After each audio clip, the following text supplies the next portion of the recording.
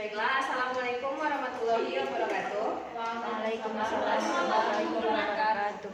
Perkenalkan, nama saya Kadisa, mahasiswa PPG Prajabatan Pendidikan Kimia Gelombang 2 dari LPTK Universitas Negeri Padang. Saya akan mempresentasikan mengenai poster dari salah satu best practice PPL terbimbing yang dilakukan pada semester ini yang lokasinya itu ada di SMA Negeri 10 Padang di kelas 10E5.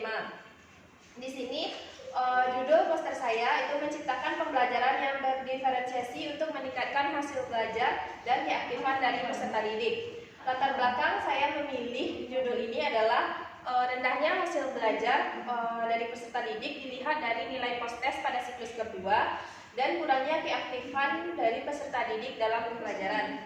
Beberapa faktor yang menjadi penyebab terjadinya rendahnya hasil belajar dan kurangnya keaktifan dari peserta didik itu, yang pertama, pembelajaran yang dilakukan di kelas itu belum dilakukan secara berdiferensiasi sesuai dengan karakteristik dan gaya belajar peserta didik. Yang kedua, guru belum menggunakan media pembelajaran yang dapat memfasilitasi kebutuhan belajar atau perbedaan gaya belajar dari peserta didik antara yang satu sama yang lainnya.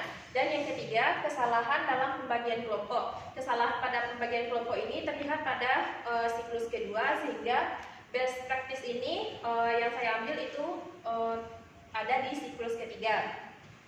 Solusi yang ditawarkan untuk menanggulangi dan melakukan perbaikan terhadap masalah yang dihadapi di pembelajaran, yaitu pertama, media pembelajaran yang sesuai dengan gaya belajar peserta didik. Yang kedua, menggunakan LKPD dengan sintak discovery learning untuk membantu siswa lebih memahami pembelajaran. Dan yang ketiga, mengelompokkan siswa dengan gaya belajar, mengelompokkan siswa sesuai dengan kondisi dan gaya belajarnya.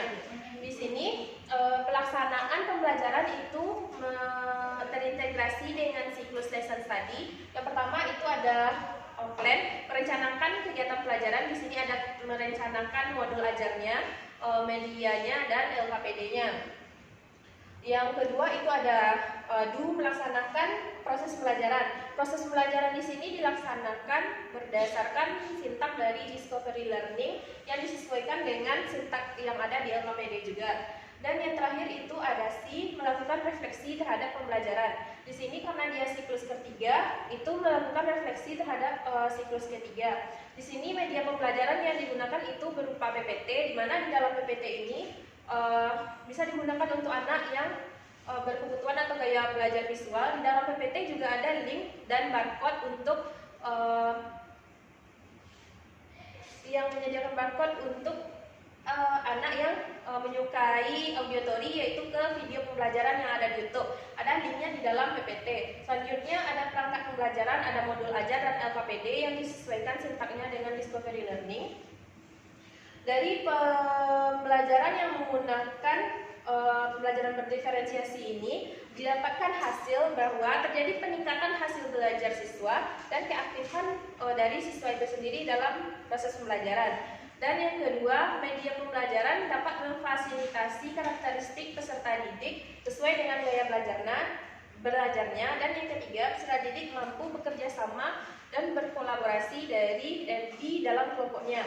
Di sini ada grafik hasil nilai post-test pada siklus 2 dan siklus 3. Siklus 2 itu yang warnanya biru, di mana terlihat untuk post-test di siklus 2 kebanyakan peserta didik itu ada 8 orang, karena di SMA 10 itu nilai ketuntasannya ada di 80, ada 8 orang yang belum tuntas.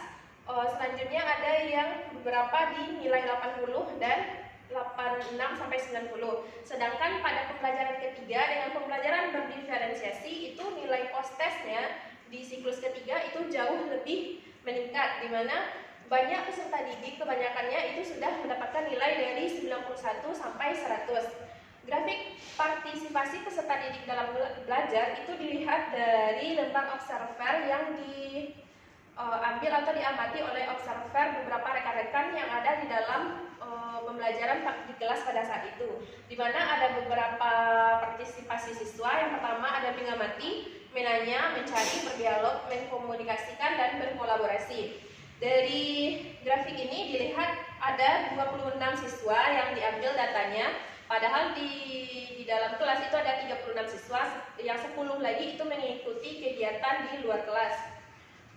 Mengamati itu dari siklus kedua 2 dan 3 itu sama datanya, sedangkan menanya, mencari, berdialog, mengkomunikasikan, dan berkomulasi datanya itu meningkat dari siklus kedua ke siklus ketiga.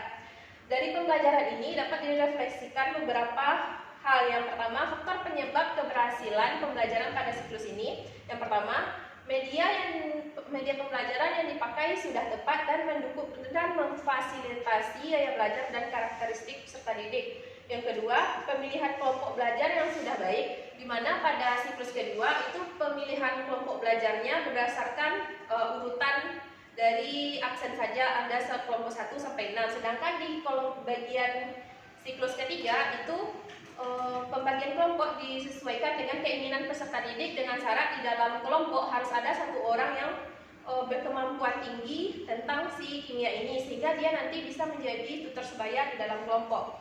Yang kedua itu peserta didik sudah aktif.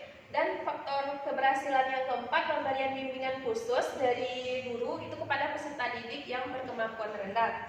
Kendala yang dihadapi dalam pembelajaran siklus ini adalah yang pertama, terpotongnya jam pelajaran karena jam istirahat. Yang kedua, kurang cepatnya persiapan media pembelajaran dan angka PD yang di awal jam dimulai. Solusinya yang pertama, membuat kesepakatan jam masuk ke kelas dengan peserta didik. Maksudnya di sini adalah jam pertama itu ada di sebelum jam istirahat, sedangkan yang kedua itu ada jam setelah istirahat. Istirahat yang pertama itu waktunya 20 menit, sedangkan peserta didik ini biasanya untuk kembali ke kelas itu mereka waktunya tertunda atau lebih lama 15 sampai 10 menit dari jam yang seharusnya masuk. Jam seharusnya masuk itu ada di jam 10:20, sedangkan peserta didiknya siap untuk belajar kembali di jam 10:35.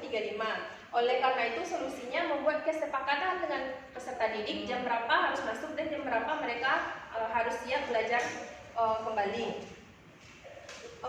Sekianlah hasil presentasi saya mengenai poster pembelajaran berdiferensiasi yang saya lakukan di SMA Negeri 10 Padang. Jika ada dari teman-teman yang ingin memberikan saran, komentar, dan pertanyaan, saya persilakan. Ya, kepada Anissa Syafira. Baik, perkenalkan, nama saya Anissa Syafira. Di sini saya mengapresiasi penampilan dari Kak Nisa. Untuk penjelasannya sudah sangat rinci dan mudah dimengerti. Dan juga untuk dari posternya Kak Nisa, untuk per poinnya itu sudah jelas mana yang latar belakang, faktor, dan solusi. Terima kasih. Assalamualaikum warahmatullahi wabarakatuh. Waalaikumsalam warahmatullahi wabarakatuh. Selanjutnya, apa di antara teman-teman ada yang ingin memberikan komentar?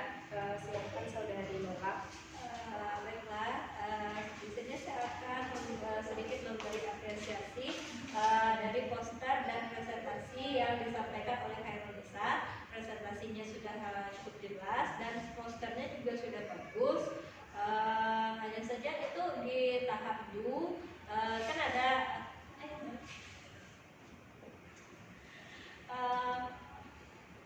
semuanya udah bagus dan posternya sudah baik, itu aja.